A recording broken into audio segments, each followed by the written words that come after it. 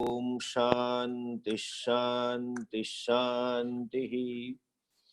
Om Shruti Smriti Purananam Alayam Karunalayam Namami Bhagavatpadam Shankaram Lokashankaram Shankaram Shankaracharyam Keshavam Badarayanam Sutra Bhashya Krutau Vande Bhagavantau Punah Punah Ishvaro Gururatmeti Murti Bheda Vibhagine Vyomavad Vyapta Dehaya Dakshinamurtaye Namaha Ajnanatimirandhasya Gnananjanashalakaya Chakshurunmilitan yena Tasmai Shri Gurave Namaha. Om Vasudevendra Yogindram Natva Gnanapradam Gurum Mumukshunam Hitarthaya Tattvabodho Vidhiyate. Om. एक table पर कागल पड़ा है तत्वबोधना चौपड़ी ना xerox काढेला.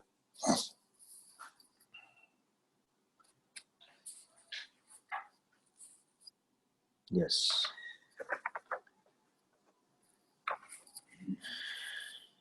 As we saw last time, Sthula Sukshma Sharirabhimani Tvam Padavachyartha. The direct meaning of you is the one who is Sthula Sukshma Sharirabhimani, one who is identified with gross and subtle body. And this gross and subtle body is called Upadhi. Why it is called Upadhi? What is called Upadhi?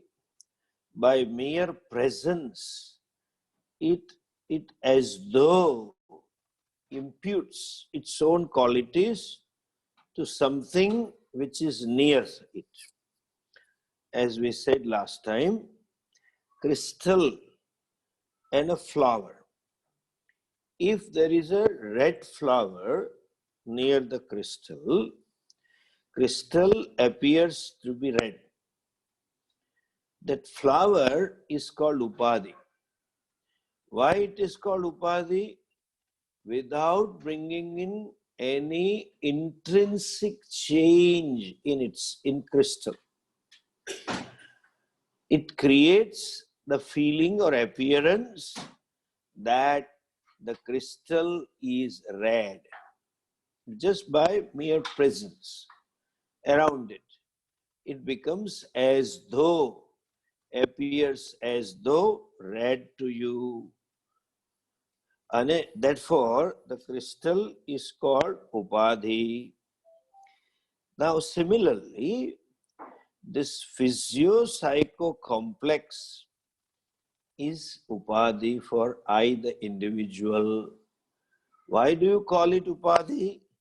By its mere presence, I feel that I am body-mind complex. Nobody claims or says that I am body-mind complex, but then the problem is the qualities of the Upadhi, the qualities of physio-psycho complex are imputed in me. No one says that I am body or mind or things, no, so clearly. But then I take myself to be subject to birth and death. I take myself to be subject to modifications of the mind. That is called Upadhi. Then he says, Upadhi Vinirmuktam. That which is free from Upadhi. And what is free from Upadhi? Means you can say Upadhi in Sanskrit as a limiting agents, which obtains, that is called Shuddha Chaitanya, is Tampada Lakshyartha. The implied meaning is of you is pure consciousness. Now the question comes, how do you know? Look at this, our day-to-day experiences of sleep. When you sleep, you experience yourself devoid of body-mind complex. Why sleep? In a moment of joy, an absorbing moment of joy, the momentarily the I sense with reference to body-mind complex is not there. What obtains that moment is pure consciousness. Any moment of, see, the jiva or the one who is identified with physio-psycho complex, what is his, that or that one which is a direct meaning of you? What does it mean, jiva? In one sentence you can say, jiva means I am limited, I am wanting, and therefore I am dissatisfied with myself, or I am dukhi. This is jiva. That jiva is momentarily lost because in the moment of happiness, there is no sense of limitation. There is no sense of sense dissatisfaction. There is no sense of self-discontentment. There is no sense that I am dukhi. At those moments, when I am absorbed in sukham, everything is as though forgotten momentarily. You become oblivious of your identified nature. Everything seems to be okay. This fellow had lots of issues with his or her partner, his spouse, living together. And things were going on. They had arguments and things, and they were all unhappy. It was not a conducive at home feeling at home. But somehow, one day they decided to talk it out. Of course, this talking doesn't make any sense. It is only like lawyers telling you are false and that fellow saying false. But somehow, this talking became fruitful. Both of them resolved, rather than becoming judgmental, rather than putting accusation to that person or impeaching that person that you are like that, you are like that, they decided to express how you feel it. That's the right way to communicate. You express that this is how I felt. When you accuse some person, you say, just standard, you don't care for me. You don't have value for me. You think you're too great. No. The best thing is, I felt that you neglected. That's the right way of telling. And they decided, or it's the right way of feeling, that I felt a sense of belittleness towards me. You seem to have that approach, holier than thou. Then that fellow says, no, I didn't have it. It was your interpretation. Things get resolved. Quite often we interpret. And if that person means it, and if you say that I felt that when I'm hurt, then it gets resolved. Because after all, there is a love. So person would be more conscious to care for your love. And it would be good, honest discussion to say that I'm sorry, I didn't mean it, or if at all I meant it, I will correct. Anyway, forget it. There is nothing to do with Jiveshwara, okay? I just felt like today I met some people like that. So these fellows had a fruitful discussion. And ultimately, I love you, both were in tears. At that moment, hundreds of complaints that each one had for other got lost. Everything is fine. As Swamiji would say, both of them will tell to each other, you are Indra and you are Chandra. Like that.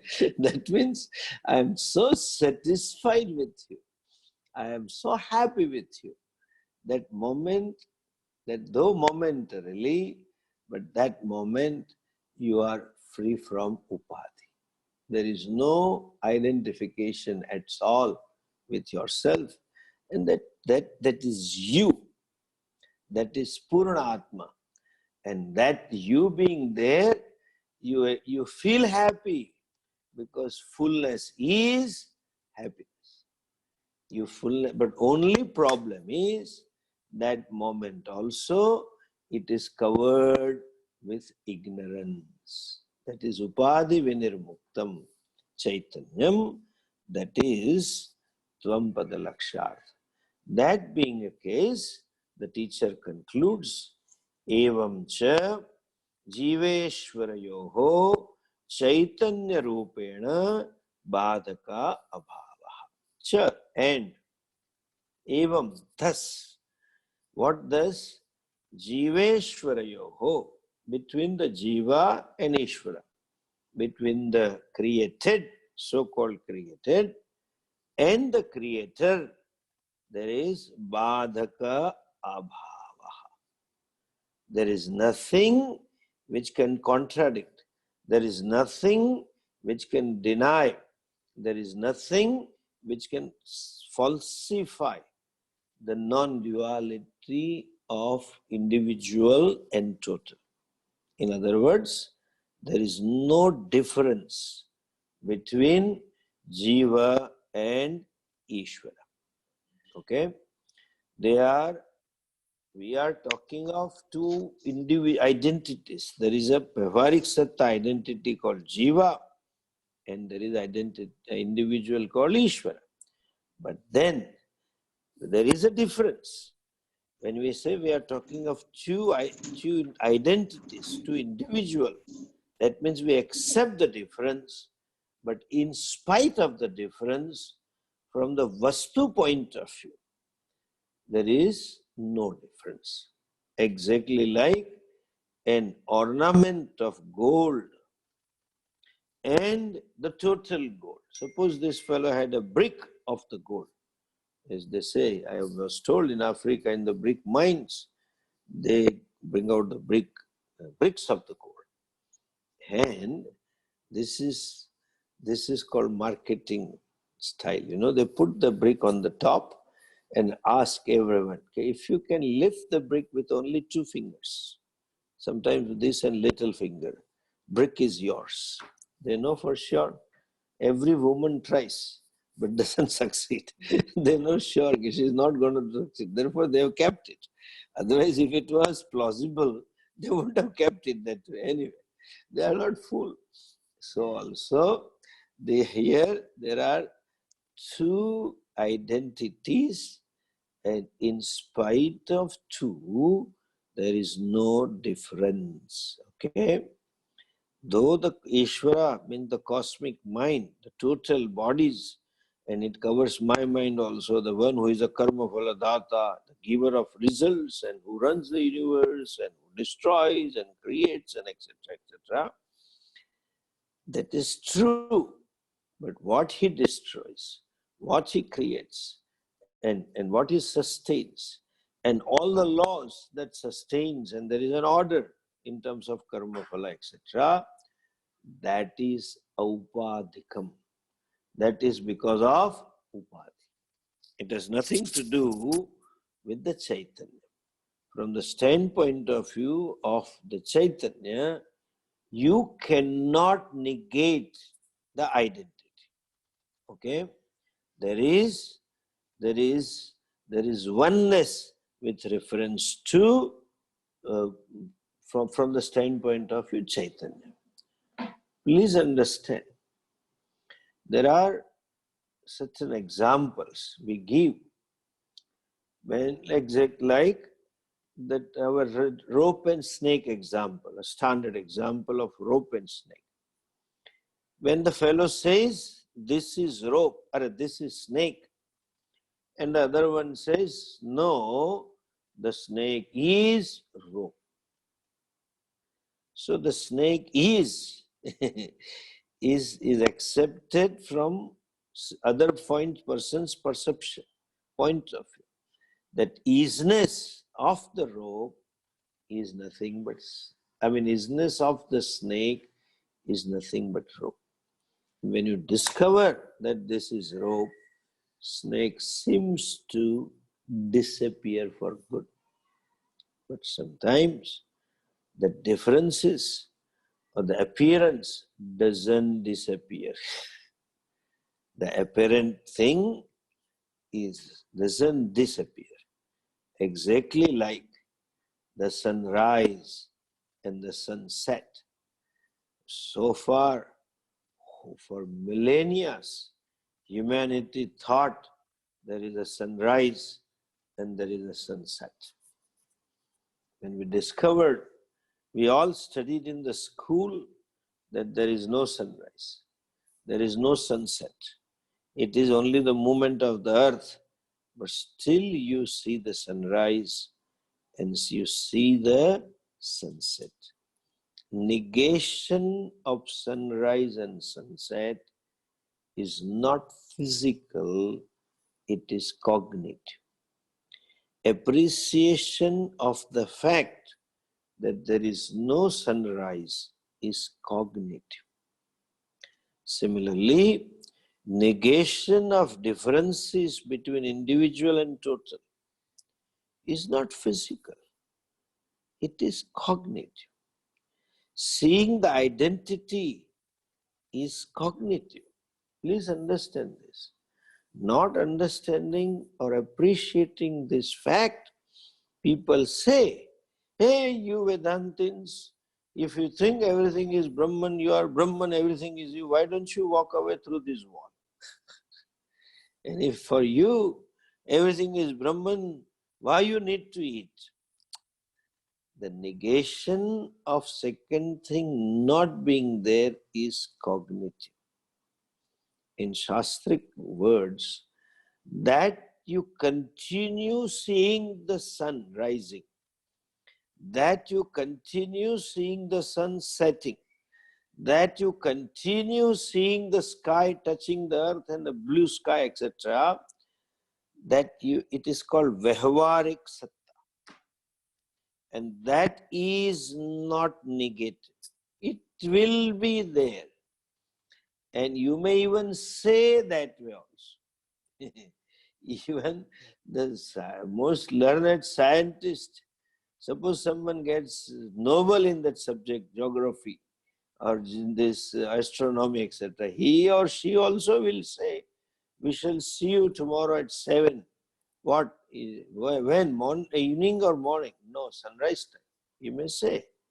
So saying is not negated, perception is not negated, that cognition is not negated, is negated. What is a cognition? There is a conclusion that aham tuchha. There is a conclusion, aham alpaha. There is a conclusion that I am nobody. I am limited in which way, space-wise, time-wise, objectivity-wise. And that is falsified, and there is a cognition of so it's a cognitive thing. Negation of sunrise is cognitive, and because taking the sunrise to be real also was cognitive. Okay? So, Advaita, non-duality, is not physical. It is purely cognitive. And that has to change. And that cognition or conclusion that I am tuchha, that only creates samsara. The sense of limitation, a sense that I am nobody, sense that I'm subject to birth, death, etc. I am this physio-psycho complex, that is dukkha. That sense, that conclusion is samsara. That is samsari. That samsari is falsified. And when that is falsified, badhaka abhavaha. Okay? There is no negation. There is nothing which can negate this identity from the point of view of consciousness. So again, concluding, Vedanta, that's everything is Brahman, is cognitive. People have all kinds of imaginations and stories, and I see that in the books and people talking. In the samadhi, you will see only pure consciousness moving around and all happiness, ocean of happiness, etc., etc. I give them benefit of doubt that in samadhi you may see. But after coming out of samadhi, you will see your husband or wife, same. Okay, that fellow will be there. You, at least if you don't see, if you don't have husband and wife, but at least you will see your president being there. Or your prime minister being there. The Donald is still a prime president. You will see the same way. You will see some politicians whom you don't like, that will continue. You cannot remove the world. So, Brahma Buddhi Chaitanya Rupena. So he clarifies that. And in the next verse, in the next sentence, and the one who has that Brahma, that I am Brahma, and that Ishvara is also Brahma, for them, Brahma Buddha, the one who has this knowledge, is free. See the next sentence.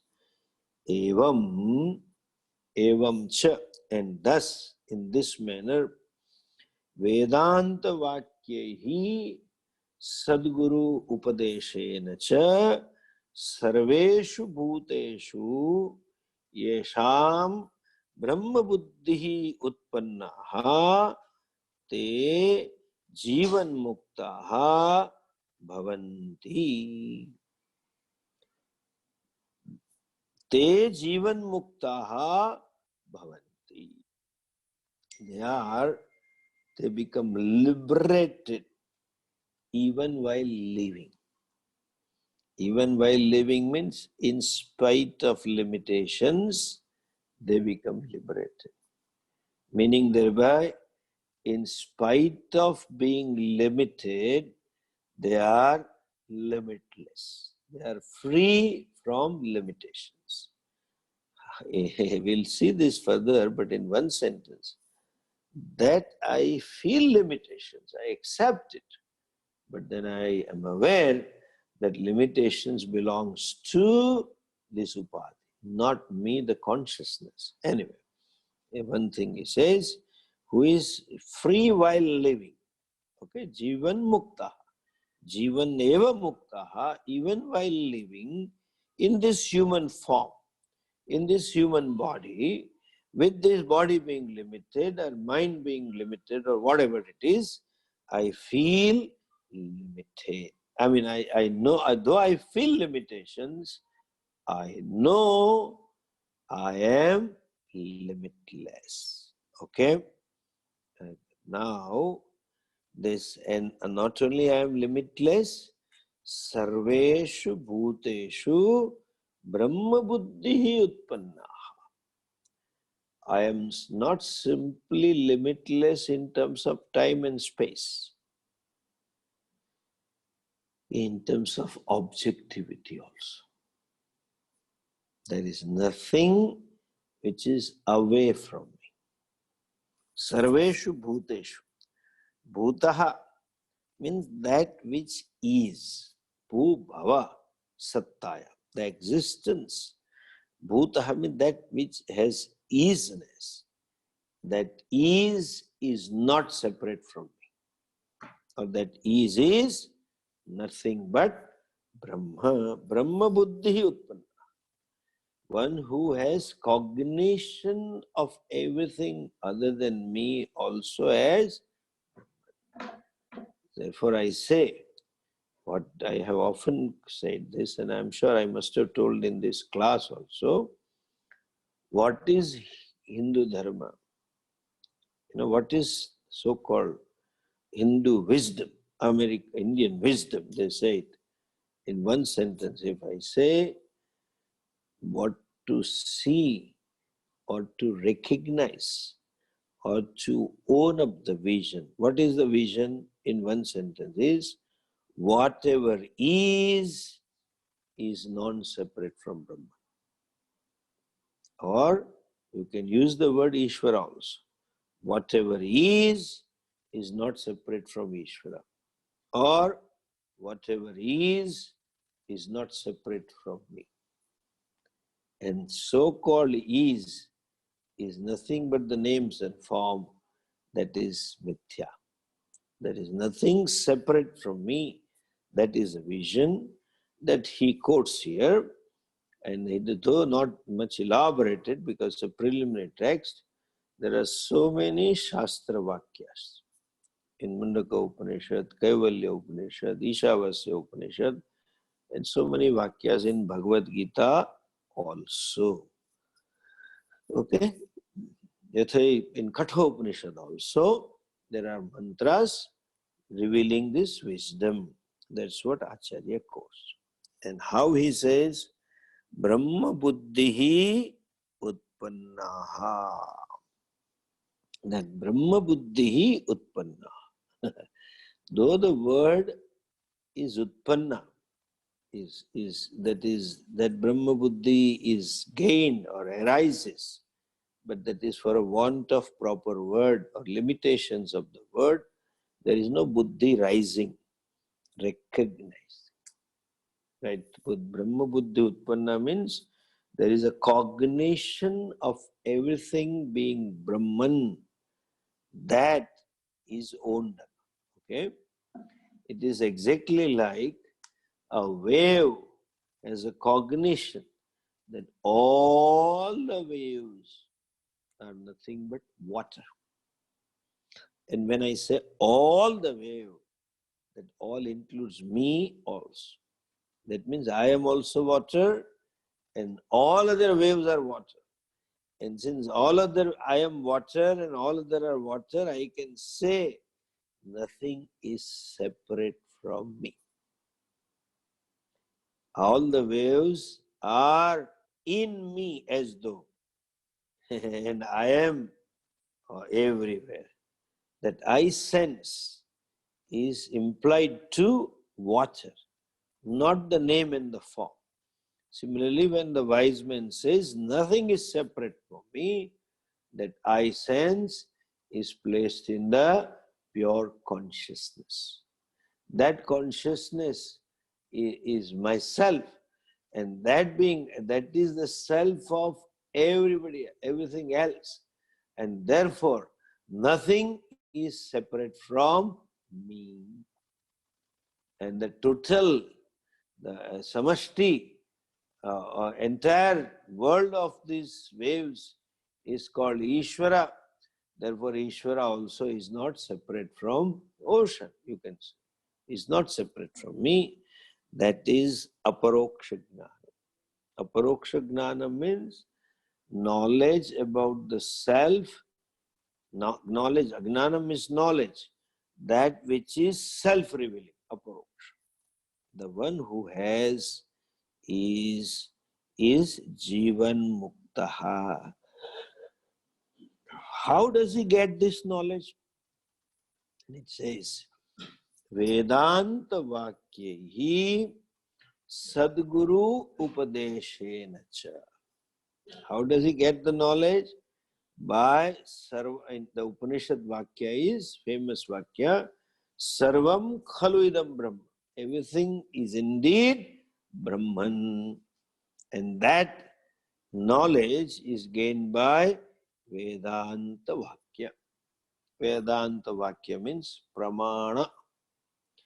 Every knowledge presupposes the usage of the means of knowledge.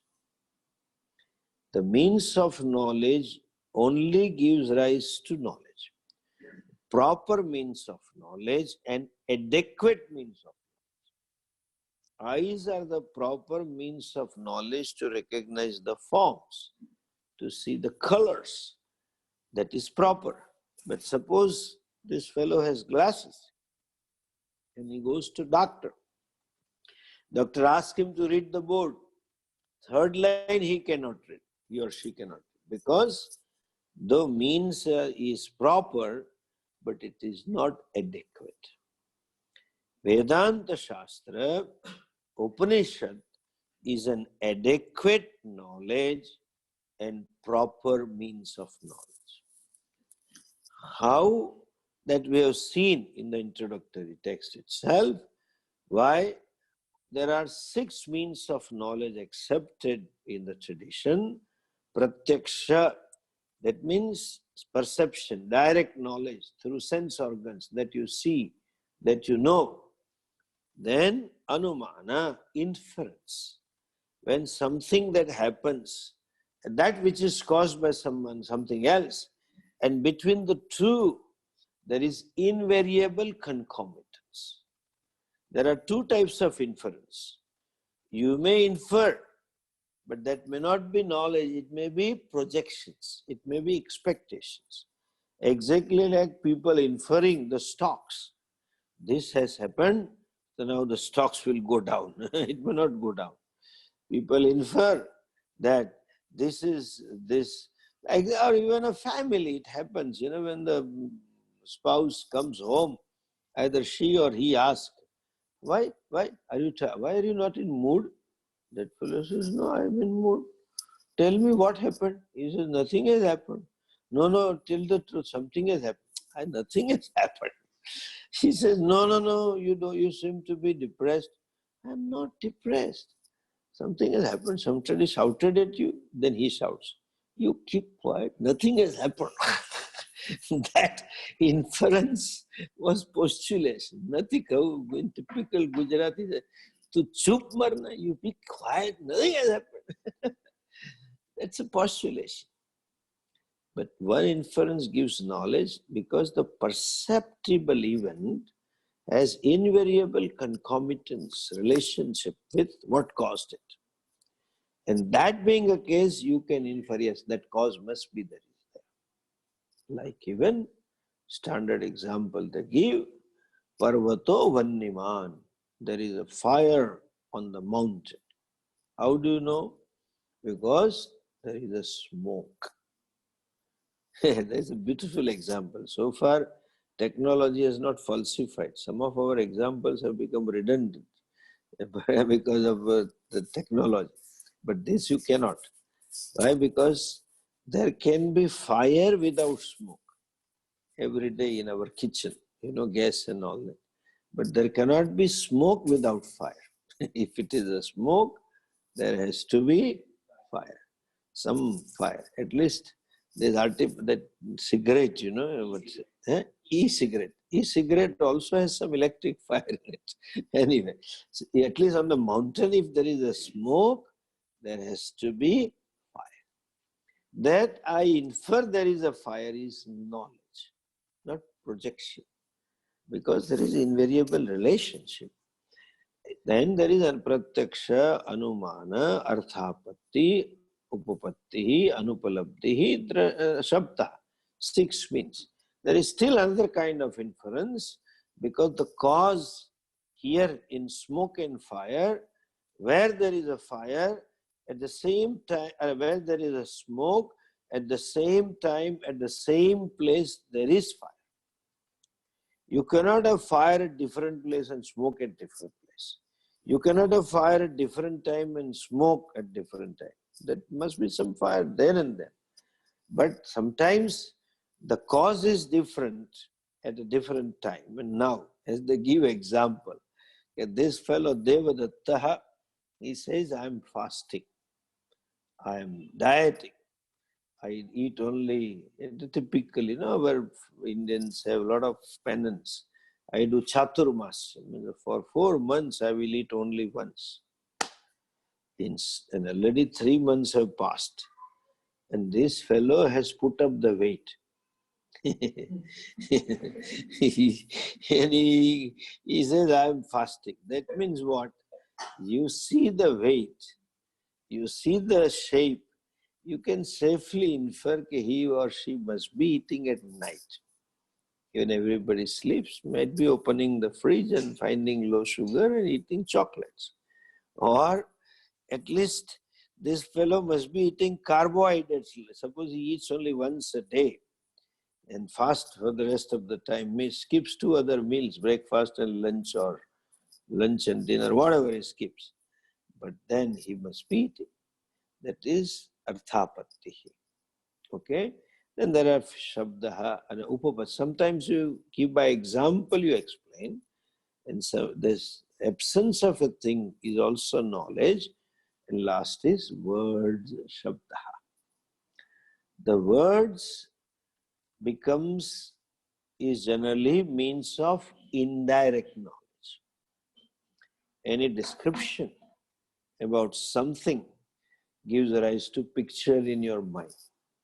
Some of you, those who have not visited my ashram, and I say it's a beautiful place, and very clean place, and very close to the nature, and then those little Western word, vibrations are also good, and you will feel spiritual vibrations and blah, blah, blah. If I say, then you have a picture that is indirect. What I say may be true, may be actual, or may not. And often it is not. You know, what you imagine, then you say, oh, I didn't know, Swamiji, you talk, but it is much better.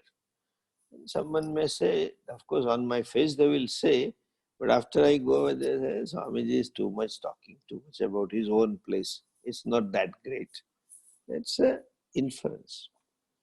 Words can give knowledge, but say indirect. But when the thing is already with you, and still you feel it is lost, then the words gives a direct knowledge. Okay, it is not indirect.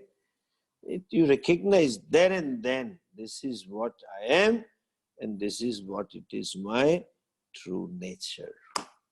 So you need someone to tell you, and that is this here in objective error. There is a possibility of some other means. Here is a subjective error.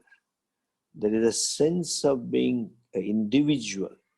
There is a sense that I am doer and enjoyer. There is a sense I am limited. And that sense is just opposite to what you are. Our good old story, there is a sense that I am 9th man and the 10th one is lost. Whereas the fellow himself is a 10th person. That time you need the words of the Shastra. You cannot figure out by yourself. And one more thing is, please understand, how does this work? Because there is often a question, who knows? If I know myself, that means I am the knower and I am the known.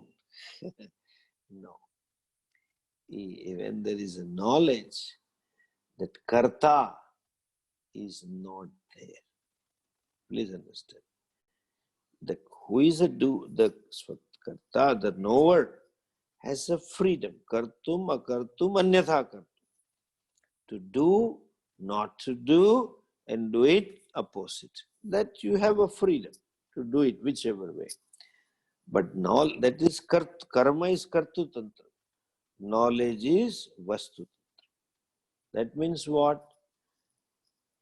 You have no choice in knowing. And you have no choice in knowing the thing otherwise also. Both choices are not. You have a choice not to operate the means of knowledge. That is choice. Not to use the means of knowledge. But once you use the means of knowledge, you have no choice that knowledge should not take place. It will take place. It will take place there and then, while you are operating. And it will take place true to the object of knowledge. No choice. Like now, all of you are listening to my talks. And I am talking. While I am talking, you have a choice whether to operate the means of knowledge or not. To bring your ears in the proximity of the sound that comes from me. The choice is there. You can always put a headgear and block your ears from inside. So you have a choice not to operate this means of knowledge for words. The means of knowledge for words are ears. So you have choice not to operate. But if the ears are open, and if I am talking, you have to listen. Knowledge will take place, what I said. That is choiceless. If you open the eyes, you have an option not to open the eyes. But if you open the eyes, you have no option but to see me. And if I have my eyes open, I have no option but not to see you. I will see you. Of course, not true in Vedanta class. Okay? Especially two types of classes. And some Vedanta classes are live. People get so cognitively worn out. Their eyes are in Shambhavi Mudra and eyes are open, but they don't see me. And vice versa. In net class, I also don't see many of you. Many of you Mahapurushas switch off the video and only the name appears. So eyes are open. You are there, but I have a choice to open my eyes to see you, but you have choice to block yourself, okay? But then, if you remove that block, I have no choice but to see you. Please keep it on. See this, so far I was shying away from taking online classes for two reasons. Because India, this internet was not so powerful, 4G was not there, and we didn't have mobiles and so much powerful, so I avoided. And even after that, I took so long, because when you are in a class, you sit alertly and you listen alertly. When it is online, then you have choice to sleep in bed and listen to me, or keep me talking and do your daily chore, etc. So I want you to be sincere to this. You will benefit from it, I promise you. And I know this is what the truth is, but provided you take a pen and a note and study. This is not a katha, like stories. This is very sincere thing. So, not that I am wanting to see your beautiful faces, handsome faces, but idea is, unless you keep the video on, there is a human tendency to be sluggish, to be little slothful to the whole thing, to be little loose. So, please keep it on. Anyway, by the way, point is, you have no choice. That is why when you pass by some places, you pick up the smell, whether you like it or not. You go for a walk on a seashore. Yesterday was a little high tide and some of the fishes came to the shore and poor fishes died at the stick. You have no choice but to know the smell. I have choice to block the nose. Then whether I live, I continue being alive or not, that is another question. But if the nose is there, adequate. I don't have a cold. Sometimes people have a so cold, common cold, so they don't mind because there is no smell left over because of the cold. But if the nose is there, proper means, if it is adequate, it's a clear nose, no cold and thing like that, and there is some good smell or bad smell, you pick up. Why fish? When you go to airport, you pick up the smell of all kinds of perfumes. People standing in queue, passing by you, you know, there are all kinds of smells. Whether you like it or not, you pick it up. So, knowledge is Vastu Tantra. Understand? Who knows it? You don't know, knowledge happens. The knower as though is not there. Okay? Knowledge as though happens. Now, there is quietly, teacher adds one word. See that bhashya. See the statement of the teacher. Evam cha Vedanta Vakyaihi Guru Upadeshena cha. So, Guru Upadeshena Vedanta Vakya. Not the Shastra is a means of knowledge. Vedanta means Gita and Upanishad is a means of knowledge. But then he says those sentences taught by teacher, Guru Upadesha. Those Guruna Guru Upadishtaha, Vedanta Vakya, Sadguru Upadesha. Not any Guru, Sadguru. Don't translate in English, okay? Right? So there was one Swami whose name was, we still have the some Swami, Sadananda. So Sad you write Sadananda, Ananda. So one Westerner read it, Sad Ananda. Oh, you are sad and Ananda. So sad happiness, you know. That doesn't work, Sadananda. Sadguru means sad guru. They chant, you know, especially sometimes Australian pronunciation, sad guru. Sad guru. It is not sad guru, it is Sadguru. Okay? If that is sad, cannot be guru. And if it is guru, cannot be sad. Okay? To be sad, you have to get married. That's all. You can't. That's Jiva. You know, this fellow, this lady said, happy birthday and happy new year. The other fellow said, promise? Happy New Year, promise? Will you make it happy or what? Anyway, just take it, forget it. Sadguru Upadishtena, taught by the teacher. See, this is the vision of the whole. And you can understand the whole only when taught by the one who has the vision of the whole. I can give one example. In Bhagavad Gita, Bhagavan uses the word yoga in many meaning, many things. The yoga is used for karma yoga. Yoga is used for knowledge. Yoga is used for Patanjali yoga. Yoga is used for Antakarana Shuddhi.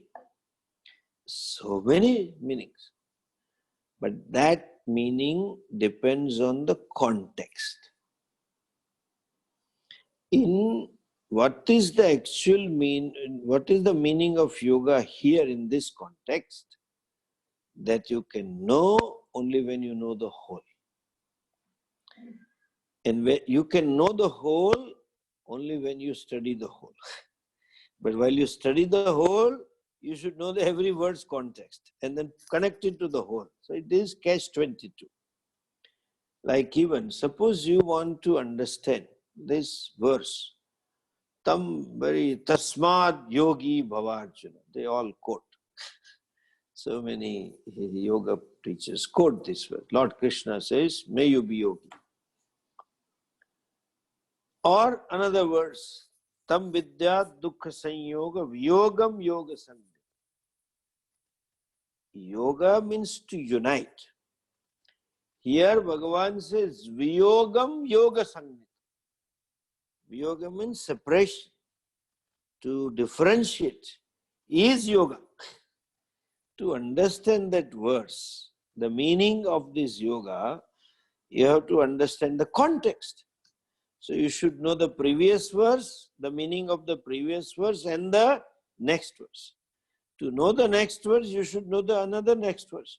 To know the other next verse, you should know the other next verse. To know the previous, you should know the previous. That means you should know the whole chapter. When you know the whole chapter, there is no need of studying. And when you are studying, you don't know the whole chapter. Understand? To understand the sixth chapter, you should understand the context, the fifth one and the seventh one. To understand the seventh, you should know the eighth one and the fourth one and all of them. So, that whole thing you have to see in a proper context.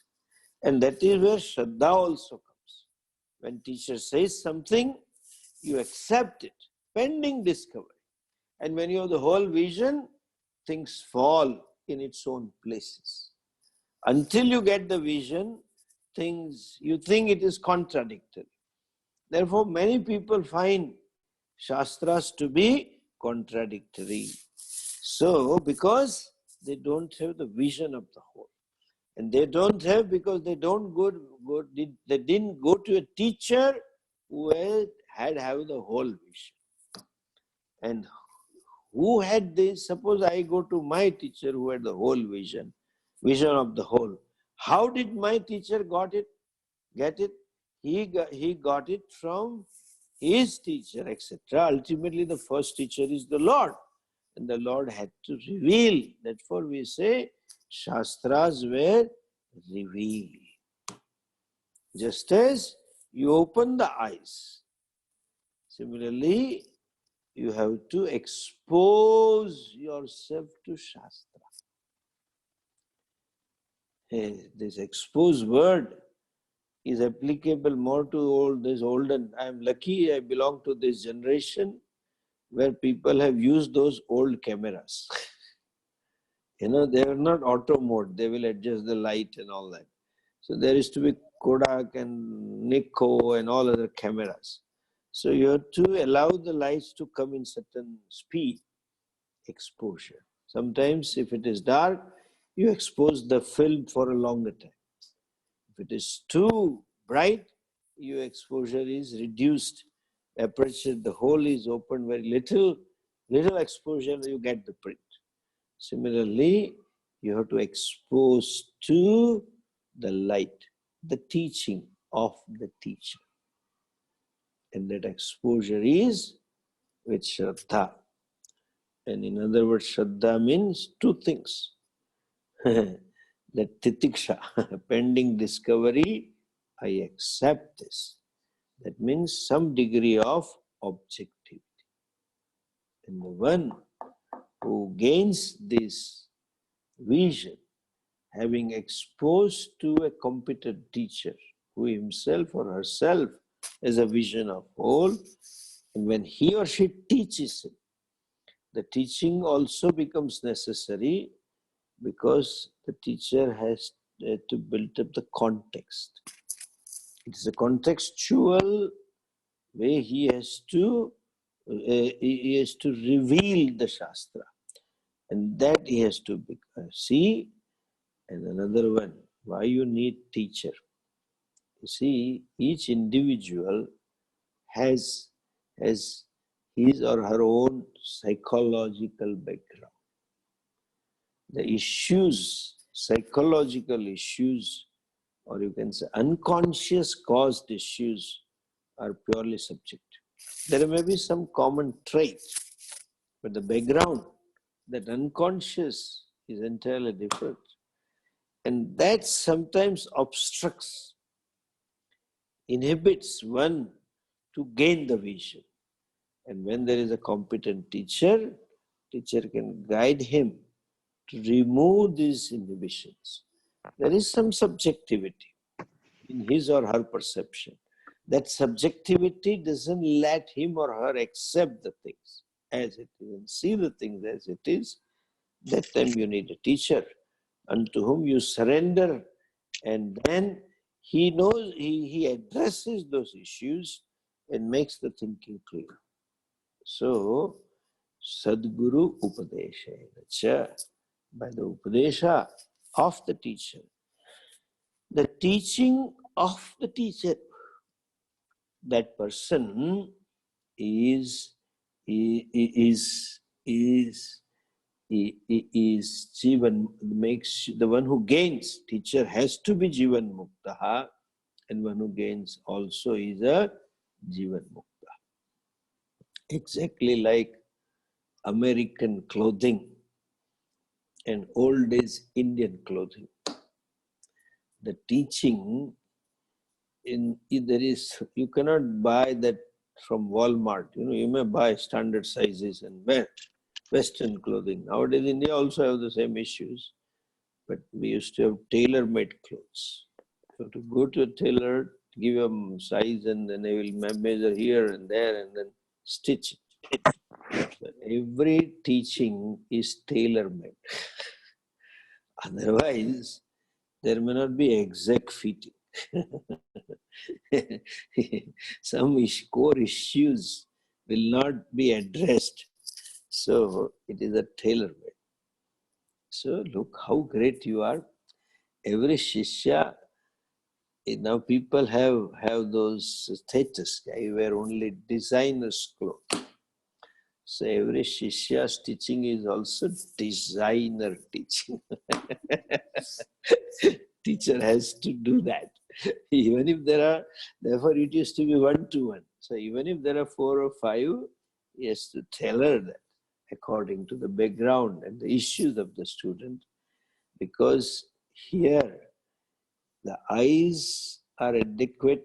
I mean, when I said proper and adequate, so also the mind has to see, it's a cognitive, it being a cognitive, mind has to see this, and the adequacy of the mind is important. That is what we call pure Shuddha Antakaranam. Mostly it is not there. And we will see a little later about talking about Jivan Mukta, etc. The emotive reality of myself. There is one cognitive reality and emotive reality. Cognitively, it may appear to be so clear. I happen to have a very sharp intellect and happen to have some focused mind. I can focus it, concentrate for an hour or 2 hours and all that. And happen to have a good teacher and happen to have a Shraddha on the teacher. But this knowledge as though becomes hijacked or looted away by the second reality called emotive reality. My certain emotional issues. Emotion includes my values. Emotion includes my certain pursuits. Values for those pursuits, etc. loots away the wisdom. Some kind of obsession with certain things. This I have to do. I have not to do this. That values with reference to what I should be doing and what should I not be doing. And certain pain of the past, which is hoarded up for so many years, a complaint, etc. Those things doesn't let me own of the knowledge. So Guru is not only to teach, but help the student to address those issues by himself or herself. Or if there is Shraddha, except more Shraddha, the teacher has to work upon it and remove this. So, mere Shastra Shabda, mere Vakyas of Shastra, not give the knowledge. Okay, the Guru becomes necessary. Now that person is called Jivan Muktaha, free while living. Why he or she is called Jivan Mukta? What is the definition? Or can you explain it further? The student will ask the question later on, and there is an answer to that we will see in the next class. Namaste. Om Purnamadah Purnamidam Purnat Purnamudachyate Purnasya Purnamadhaya Purnamevavashishyate. Om Shanti Shanti Shanti. Hari Om. Shri Gurubhyo Namaha. Hari Om.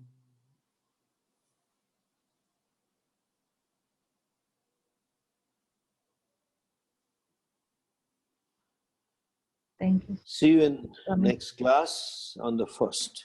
Yes. Okay.